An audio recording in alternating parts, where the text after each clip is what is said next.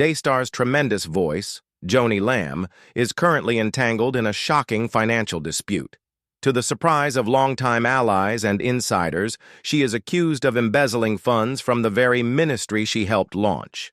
Rumors of high-level betrayal, secret accounts, and clandestine transactions are spreading quickly. Is the most formidable empire in Christian media on the verge of collapsing? The truth is emerging, and it's more sinister than anyone could have predicted. Neither an inquiry nor a headline prompted it. It all started with a straightforward scene, a silent board meeting between three individuals at Daystar. Her longtime friend Tom Calenderer, whom she fully trusted, her son JoniLamb, who had grown up witnessing his family establish a Christian media empire, and the network's top executive, JoniLamb. It was tight, but not just yet. However, when Jonathan posed a single question, everything abruptly changed. Only one. Mom, did you really go on your honeymoon with $100,000 of Daystar money? Everything changed when that question was asked. Jonathan had no intention of provoking conflict. He was not yelling or blaming, but he could not help but feel that something was off. His mom had just married Dr. They had just returned from a lavish, expensive honeymoon with Doug Weiss. The discussion in the room indicated that ministry funds were used to finance the project.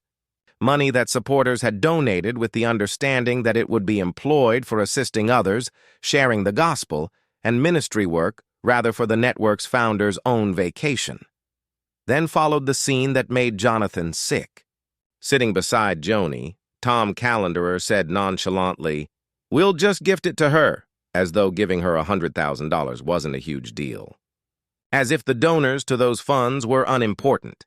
A hasty decision was made behind closed doors without any debate or vote. That was it. The conference continued, but Jonathan was unable to. Somehow he changed. He pondered about it, prayed about it, and sat with it.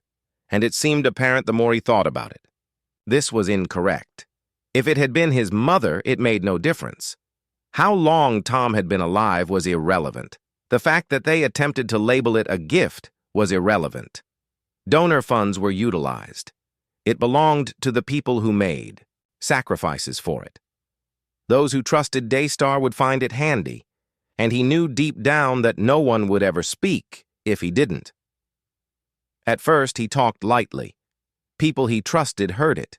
He described the events that transpired in that room. He had no personal grievances when he went to the press. He didn't want to upset his mother, but he couldn't remain silent because of how terrible what he had witnessed was.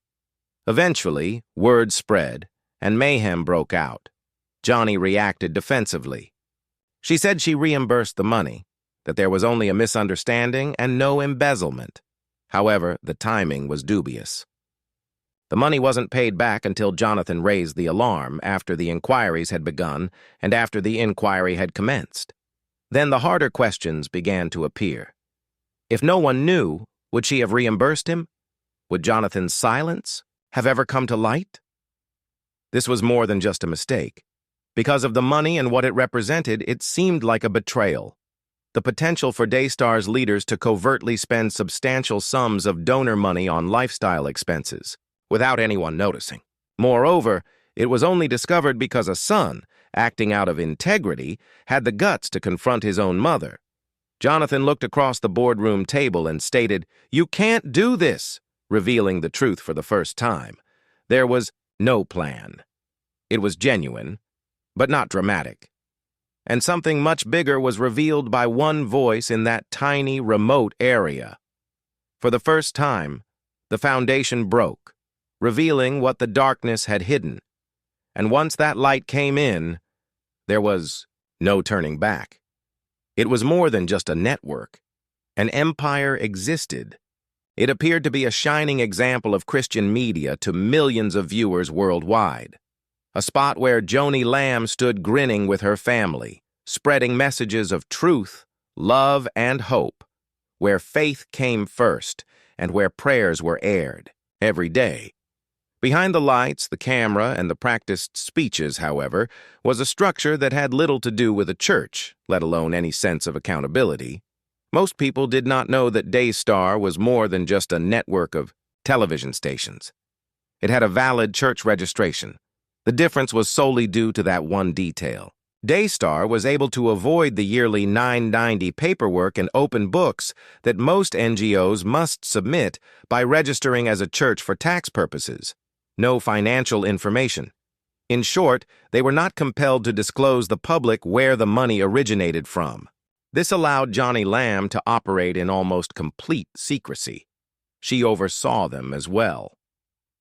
Following the death of her husband, Marcus Lamb, Joni took over as Daystar's main spokesperson. Although she often appeared modest and spiritual on TV, she was the one making choices behind the scenes. She was in command of the money, wrote the checks, gave her approval for the projects, and was not influenced by a big board or outside advisors. She was answerable to her son Jonathan, her close friend Tom Calendarer, and herself. A multi-million-dollar religious enterprise is run by 3 individuals. It is not a house of worship. The club is private. It was more than just a strange construction. It was risky since the ideal environment for abuse is created when money is taken out of people's pockets and no one is keeping an eye on its whereabouts.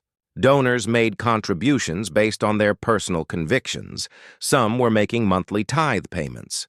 Others felt they were contributing to something sacred, so they were sending in the remaining $20. Their vision was to assist missionaries, share the gospel, and provide aid to people in need. They did not know the precise nature of the funds being managed. Furthermore, Joni never gave the details. There were no reports, audits, or external financial evaluations to persuade the pews that the funds were being spent prudently.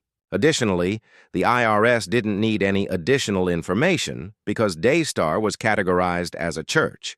On paper, no one was breaching any laws, but it felt entirely different in terms of spirituality and ethics. No one questioned it for a long time. The broadcasts did seem lovely after all. It was upbeat music. It was the same sermon.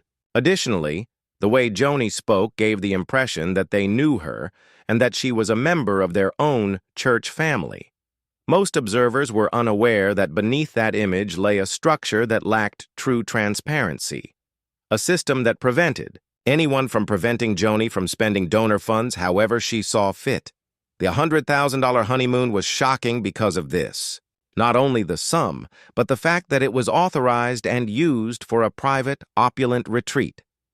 Only Jonathan raised worries, objections, or even raised the issue of spending that much money on a private vacation within Daystar's own executives. That demonstrates the extent of Joni's influence. How can she not only lead a ministry but also manage it as her own? People started paying closer attention.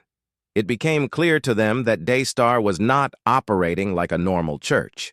No pastors were in charge of a local community, there were no weekly congregational meetings, and there was no real house of worship where the faithful could gather for fellowship and prayer. Rather, there were sound stages, production schedules, corporate offices, cameras, and expensive furniture. It appeared to be a Christian media company rather than a place of worship.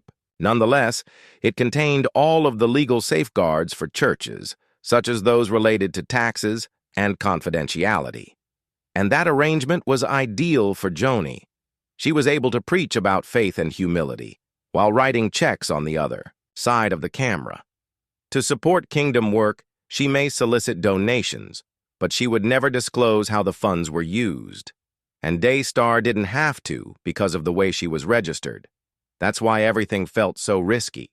The system that made it possible, as well as the acts themselves.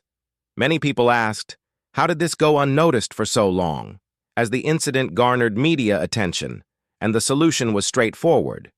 That's how it was constructed. It was hidden by Daystar's sheer construction. Since there were no regular audits, external inspection, or financial accountability, Joni was never forced to disclose anything in the first place. Therefore, she had nothing to hide. People clung to the idea that others would argue, But it's a church. But now what does that mean? Proclaiming the gospel, uplifting communities, serving others, and upholding its precepts are the goals of a genuine church. However, that was not what Daystar was doing in the conventional sense. Millions were being collected by an irresponsible broadcasting machine run by a friend and family. That's more of a brand than a ministry. And the people were saddened when they learned what was happening. Those who had been watching for years now felt deceived. The illusion is just as much of the cause as the money. They were subsidizing a system that functioned more like a business than a church. But they believed they were supporting something ageless and sacred. JoniLamb was quietly maintaining order, grinning, and preaching in the middle of it all. The most difficult thing for them was acknowledging that they had put their trust in her, sobbed during her broadcasts, prayed for her, and contributed what little they had, and now they had questions, ones for which they received no response. Because even after acknowledging that she had reimbursed the money, Joni turned back to the camera as like nothing had happened. But she did not offer an explanation, a shrug, or an apology. But because of what they believed to be a church, something had occurred that totally startled them. They mistook it for a ministry, but it was something very else. A closed loop, a protected system. And until the truth began to surface, it worked for Joni. And once it happened, everything seemed different. The news rapidly went viral once it was first reported. It wasn't just some Christian rumors. It was impossible to overlook the dispute. This had a distinct effect. This was Daystar's spokesperson, JoniLamb, whom countless people had prayed for, trusted, and shared their tears with. She had spent years sitting in front of a studio, advising people to be truthful, devoted, and unflinching. Now, however, it seemed to be the opposite. A lavish honeymoon that was funded by the ministry. A $100,000 gift that made no sense and was authorized behind closed doors. Amazing things were being heard. At first, there was stillness, a long, uncomfortable silence. There was no live explanation from Joni. No statement was issued by Daystar. No news conference, no apology. Nothing. Donors, viewers, and supporters waited. However, the individuals who had contributed their funds, allegiance, and faith were confronted with a blank wall. Words would never be able to undo the harm caused by silence. The consideration of money was no longer the only consideration. It turned into a trust issue. It seems like a financial and spiritual betrayal when you open your heart and believe someone is a representation of something precious, and they remain silent when found out. This is the outcome of entrusting them with your prayers, tithes, and confidence.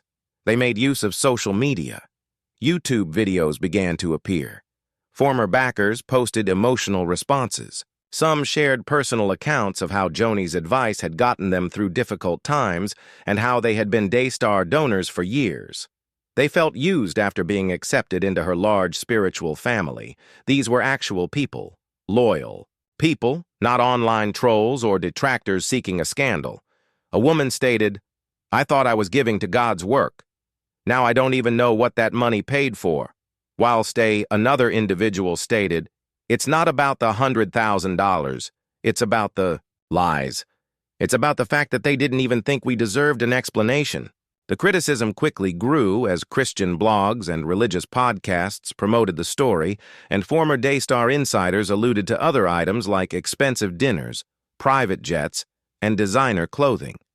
The problem was that the accounts were inaccessible. To anybody outside the tight circle and without financial transparency, it was impossible to confirm that the honeymoon was the only personal expense funded by donor funds. The fact that Daystar had been established in this manner from the start, without accountability, without required financial disclosures, and without annual reports, made many even more furious. Daystar's silence felt like a kick to the face. On her TV appearances, Joni kept hosting, preaching, and grinning as though nothing had happened, but behind the scenes, something had changed. The ministry's credibility suffered. Donations slowed, viewership declined. Some churches that had previously supported Daystar ceased doing so, and others discreetly departed to avoid being linked to the problem. We were wrong, they wanted. Someone to say, looking them in the eye, because they needed to know why. Instead, they encountered more quiet. Joni finally admitted that she had reimbursed the money, but she provided no explanation, no receipts, no timeline, and no apology. Just a brief acknowledgement, and then business as usual resumed. Many, however, were not satisfied because they questioned whether the money would have ever been repaid had it not been revealed, or if her own son hadn't raised the issue. They continued to hear that. This was not an isolated error. Rather, it was a window into how the system operated. 3 people made decisions behind closed doors. Money from low-income families, elderly widows, and single moms might be spent carelessly. Inquiries were ignored, and this system seemed to lack accountability. JoniLamb proved to be the story's unsung hero. He had just done the right thing. He asked questions, expressed concerns, and told the truth when he realized that things weren't being handled properly. He had not come to the media with a fury or attacked his mother. As the consequences increased, supporters divided into 2 factions. Those who wanted to forgive Joni and those who stayed faithful to her. Others couldn't see past the fact that she hadn't accepted responsibility, faced people who trusted her, and spoken the crucial words, "I'm sorry." For many, that act meant the world, but others tried to defend her by arguing that everyone makes mistakes. They only knew what had happened because of him, the sole voice in the room that would not. Be quiet. I let you down. It was about more than money, and the ministry continued to anticipate the storm to pass. But it didn't because it was about broken faith. And broken faith is hard to heal, especially when it is met with denial and deflection. What was real? How did the performance go? Who was JoniLamb really? People could see and sense that something had changed behind her grin, and no amount of studio lighting could cover up that type of brokenness. The Daystar brand endured, and the shows continued to air. The conviction that this was a wholly reliable ministry had been upended, and something harder to categorize had taken its place. Because they felt burned by Joni and the entire system that permitted this to occur, a system that concealed itself behind legal definitions like church to avoid transparency, a system that permitted spiritual leaders to act like CEOs and face no repercussions, many former donors declared they would never donate to a ministry again. By the time JoniLamb acknowledged that she had returned the $100,000, the public had already moved past the money. They wanted the truth, not a refund, and someone to finally take the camera, look them in the eyes, and explain how something like this could have happened. Not perfection, but honesty, not justifications, is what makes the quiet so painful. Faith was the foundation of JoniLamb's media empire, but it was destroyed after a single occurrence. The structure was still there, but the faith that supported it had never been the same. And since it didn't, the formerly untouchable ministry felt suddenly vulnerable, the questions simply became louder, and the trust became more brittle. People realized that Daystar had been keeping things a secret for far too long. It was about years of confinement, a system that prevented outsiders from entering, and a leadership group that was so close-knit that genuine accountability was never possible. When the lights were finally turned on, one real voice in the room prompted long time. Supporters to ask questions they never thought they would. Where did my money go? Who actually makes the choices? The issue is that, whether you donate $5 or $500 to a ministry, you are contributing a bit of your heart, your faith, and your trust, because you think that ministry is accomplishing something more than yourself, something virtuous, something lasting. However, it feels like a personal betrayal when that gift is exploited, even once, and more individuals are left in silence when there is no apology, no confession, and no effort to set things right. The bridge's reconstruction leaves a scar. Others had never missed a broadcast. Still others had called the prayer line in tears. Still others had been comforted by Joni's voice. Still others had felt like they were a part of something genuine. And yet others had been sending monthly donations for 10, 15, or even 20 years. Now, however, it seemed as though everything had been painstakingly assembled on a stage, painstakingly scripted and arranged, and now painfully broken. And now that additional information has emerged, Daystar's organizational structure is being scrutinized.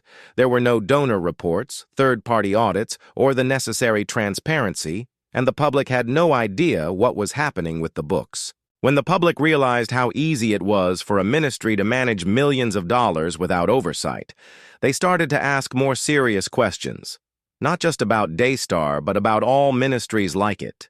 This arrangement had protected them for years, and Joni had used, some say manipulated it, to operate with nearly total freedom. Why is there no accountability? Why can religious leaders create empires without any financial restraints? Why do we have faith in systems that keep our money hidden? What became of JoniLamb? She opened a door and people kept passing through it, not because they were interested in Daystar, but because it was a part of a larger pattern, a loophole, a structure that allowed any religious leader to embezzle money without facing legal consequences, simply by referring to their business as a church. Christian watchdog groups took notice. Churchgoers organized discussions, and even the secular media took notice. Accountability was becoming more and more of a need. The people at the top needed to remember who they served, not themselves, their lifestyle, or their image, but the people, the givers, and the believers. They also wanted the truth. Mechanisms to prevent this from happening again: donor protection, money tracking, and leadership held to the same standards they preached from the stage. Joni, on the other hand, kept going forward. She didn't resign, she didn't come clean, and she still appeared on behind the scenes, but nothing was the same. Some sources claim that the team was in disarray, that viewership and donations were low, and that morale had dropped. Even though Joni seemed to be acting normally, many could feel the weight beneath her smile. The innocence is gone.